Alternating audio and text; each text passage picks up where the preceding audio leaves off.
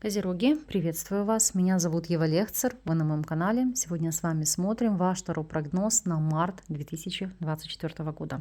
Знаю, что уже 1 марта, вы все заждались, но знаю, что вы у меня самые-самые терпеливые. Благодарю вас за этого. В принципе, хочу сказать всем моим подписчикам, выразить вам огромную благодарность за вашу поддержку, комментарии, лайки, за ваши донаты, спонсорство. Это все не только поддерживает и развивает мой канал, я в свою очередь стараюсь вас баловать новыми магическими инструментами, чтобы вы получали не только информацию, но и эстетическое наслаждение. Итак, приступим, будем смотреть, что же вас ожидает в течение этого месяца, чему он вас порадует, удивит, воодушевит, какие перемены произойдут. Итак, основные энергии, работа, финансы, здоровье, личная жизнь и советы от карт. Итак, основные энергии. У вас здесь ложится аркан Маг. Шикарная карта, карта самодостаточности, контроля, карта профессионализма, потому что по этому аркану кто-то может получать сертификат, диплом, успешно сдать экзамен, то есть подтвердить свою квалификацию, свою экспертность, свое мастерство. Кто-то может найти себе наставника, человека или просто эксперта по тем вопросам, которые вам нужны и важны. Это могут быть и юриспруденция, вопросы медицины, то есть в принципе тут широкий спектр, но так как у вас дно колоды здесь аркан повешенный, то есть это все, что связано с вопросами эзотерики, все, что связано с вопросами медицины. Потому что здесь это в первую очередь как переходить на новый уровень, улучшать качество жизни. Почему еще говорю ниша эзотерики? Обратите внимание, повешенный здесь левитирует, он летает на книге. То есть это изменение мировоззрения, образа жизни, это новая почва, база знаний. Это благодаря каким-то знаниям действительно встать на ступень выше. Создать из себя профессионала, эксперта и, конечно же, подтвердить это социуму. С точки зрения работы, бизнеса, карьеры, у вас здесь ложится аркан императрица. То есть у некоторых это продвижение по карьере, а для некоторых это, в принципе, смена сферы деятельности, смена вакансий, то есть и реализация себя в новой нише. В некоторых случаях, это в единичном ключе, девушки, женщины это могут уходить по этой карте в декрет, декретный отпуск. Ну а для всех остальных мы сейчас посмотрим и проанализируем эту информацию. Для тех, кто у нас не работает и работать не может. Императрица и шестерка жезлов. Это арканы, когда вы получаете какую-то мотивацию, такой мощный посыл, заряд и пытаетесь работать на дому или подрабатывать. То есть, знаете, как дистанционно получать некий заработок. Причем дно колоды у вас туз чаш. Это как новое начало, новые возможности, новые начинания. Для тех же, кто у нас является соискателями, императрица и четверка мечей. Ситуация, когда вы можете для себя открыть, найти пассивный источник дохода. Иными словами, вы во что-то вложились, и пусть небольшой, но ежемесячный процент получаете от своих вложений. Плюс, помимо всего прочего, императрица и четверка мечей – это все, что связано у нас с вопросами массажа, восстановления, физиотерапии. Это все, что связано непосредственно с вопросами гипноза, то есть гипнопрактик. Поэтому, если, возможно, вы себя искали в этой нише или пытались себя раскрыть, то самое время. Помимо всего прочего, императрица и четверка мечей – это еще может быть спа-салоны, гостиничные рестораны, бизнес, там, где вы восстанавливаетесь, санаторно-курортное лечение, то есть устроиться и работать в этой сфере. Итак, для тех, кто наемный сотрудник, снова падает карта повешенная. Это переход на новый уровень, изменение сознания. То есть это не только прорыв, но для вас это действительно изменение жизненной концепции. Поэтому здесь это идет в положительном ключе. Вот кто долго не решался на перемены, на какие-то изменения в жизни, то это, знаете, наконец-то созрели и сделали шаг в этом направлении. Если вы владеете собственным бизнесом, то императрица и туз мечей – это карта прорыва, это новые возможности, это расширение, это увеличение заработка. Потому что, видите, раскрываю, здесь у вас ложится аркан солнца, то есть новые возможности. Плюс это новое бизнес-партнерство, которое, скажем так, вытягивает вас до своего уровня. Поэтому это прекрасно. Финансовая сторона вопроса. У вас здесь ложится тройка жезлов. Тройки – это всегда рост, это всегда умножение, это всегда улучшение. Пусть карта и младшего двора, младшего порядка, но тем не менее она говорит, что под лежачий камень вода не течет, и от вашей активности напрямую зависит уровень вашего достатка.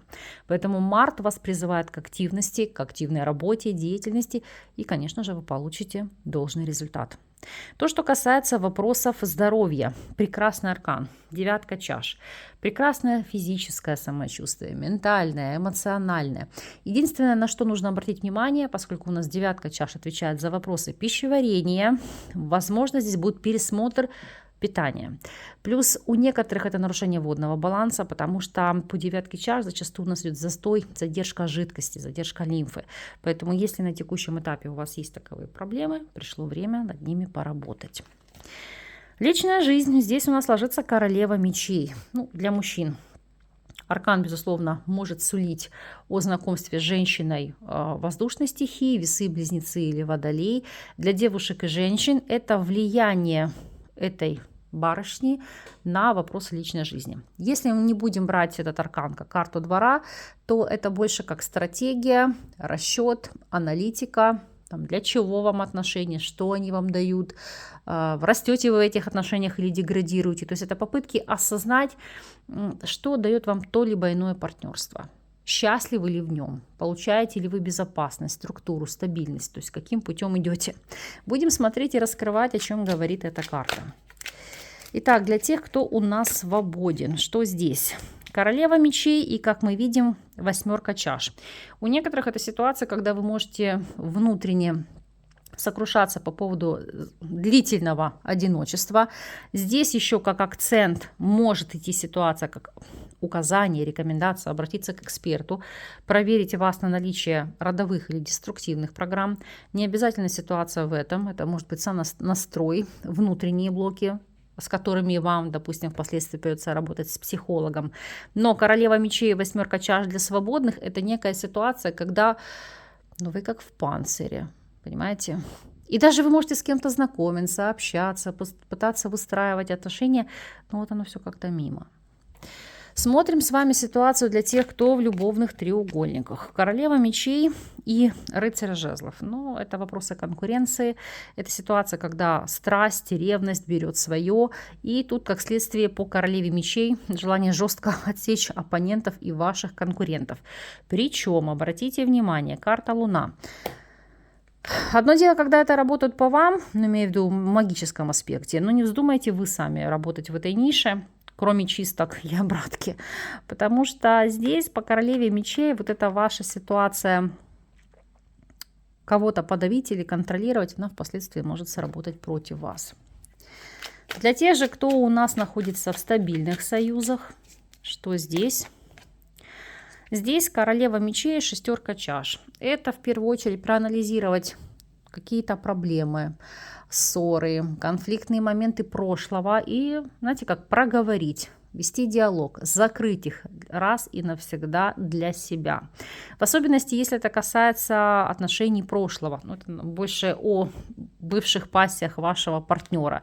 То есть поговорить, прояснить и раз и навсегда закрыть этот вопрос.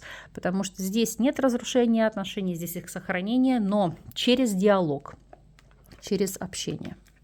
Совет и рекомендация по девятке жезлов.